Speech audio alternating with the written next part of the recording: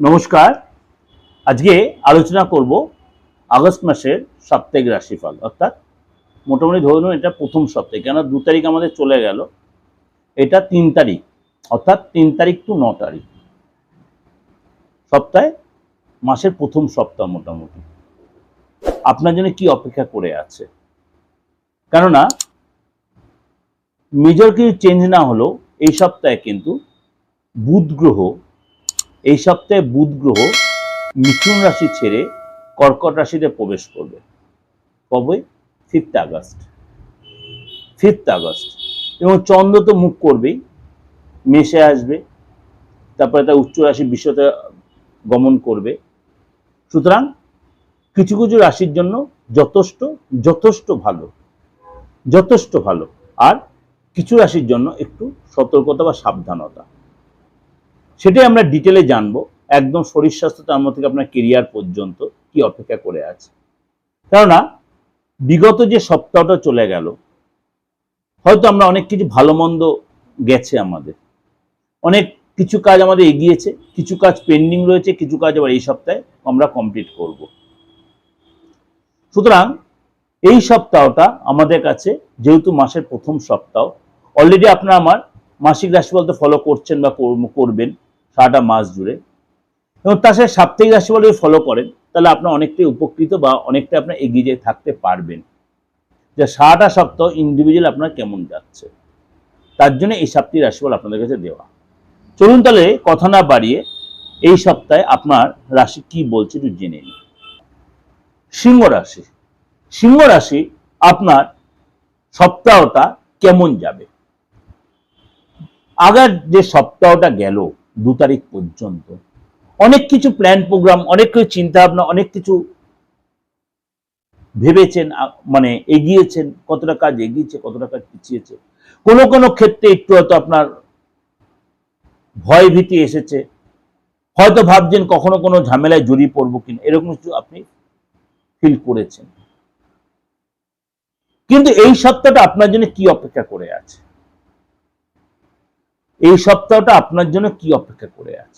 এই সপ্তাহটা আপনাকে সাবধানতা অবলম্বন করতে হবে। শত্রুরা কিন্তু আপনাকে চাপে রাখতে পারে। তাহলে কি আপনি ভয়ে থাকবেন? না, সতর্ক থাকবেন। আপনি হয়তো মার্কেটে অনেক অর্থ ধার দেনায় জড়িয়ে গেছেন, তাদের সাথে দেখা করুন, কথা বলুন, তাহলে আপনি সেই জায়গাটাতে আপনি অনেকটাই নিজের সততাটা প্রুভ করতে পারবেন। আপনি ভাবছেন আপনি পালিয়ে বাঁচবেন, সব সিংহ রাশির জন্য যারা এই সিচুয়েশনে জড়িয়ে আছেন, তাহলে কিন্তু আপনি আরো ভুল করছেন।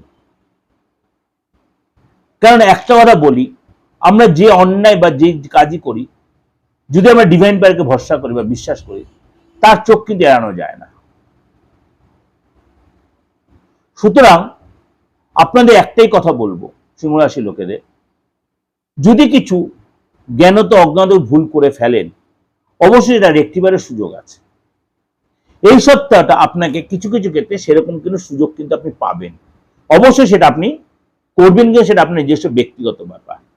অবশ্যই এই সপ্তাহে আপনাকে কাজের জায়গায় কিন্তু একটু অস্থির পরিবেশ তৈরি হতে পারে। সিংহ রাশি এই সপ্তাহে কিন্তু আত্মবিশ্বাস আপনাকে কিন্তু রাখতে হবে। কোনো ক্ষেত্রে আপনার ইগো কিন্তু আপনাকে চাপে রাখতে পারে, সেগুলো ত্যাগ করবেন।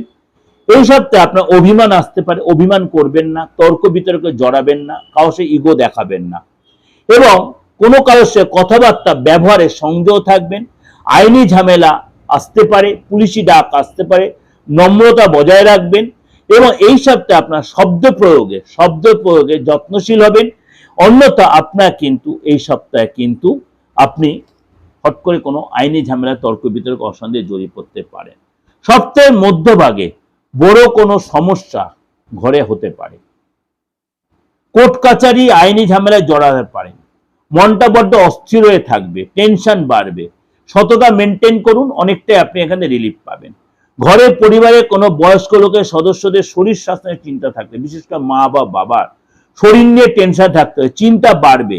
ডাক্তারকে ছুটতে হতে পারে, ডাক্তারের অর্থ খরচ হতে পারে। সপ্তাহের শেষের দিকে আপনার কাজের জায়গায় কিন্তু হঠাৎ কোনো অপ্রত্যাশিতভাবে আপনার কিন্তু চেঞ্জ আসতে পারে, হঠাৎ কোনো লাভ হতে পারে, কাজের জায়গায় আপনার কিন্তু টেনশন বাড়তে পারে, চাকরির জায়গায় কাজের জায়গায় অতিরিক্ত বোঝা আসতে পারে।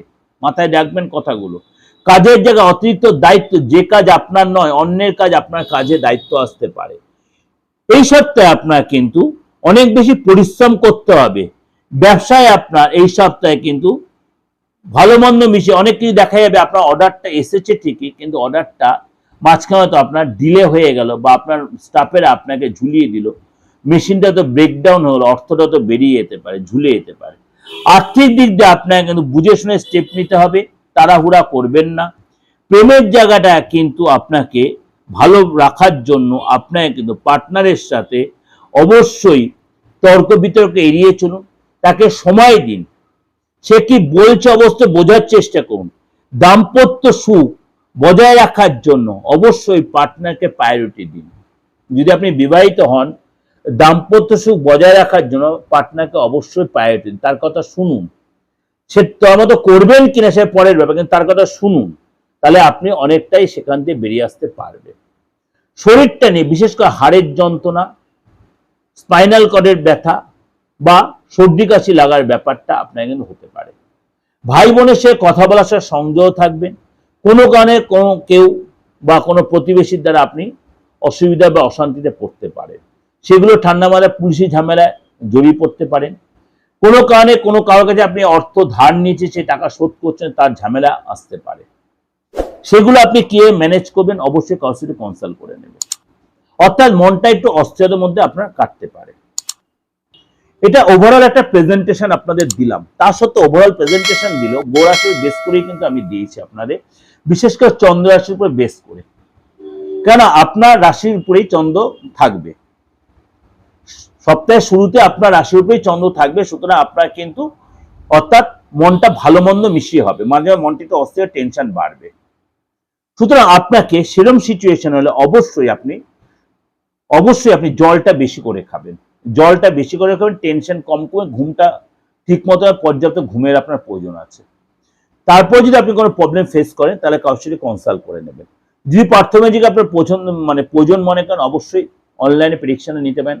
হাতের ছবিটা দিয়ে ফেসটা রিড করিয়ে আপনার ডেট অফ বার্থটা থাকুক আর না, সেটা দিয়ে আপনি চেম্বারে এসে বা অনলাইনে আপনি সেই সুযোগটা কাজে লাগাতে পারেন।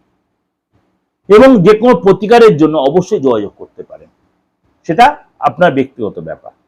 তার জন্য যে নাম্বারটা রয়েছে 891073339433960106। আপনাদের একটা কথা বারবার বলেছি, তন্ত্রে বা অ্যাস্ট্রোলজিতে তন্ত্র হচ্ছে এমন একটা জিনিস, ওটি মানে অপারেশন থিয়েটার।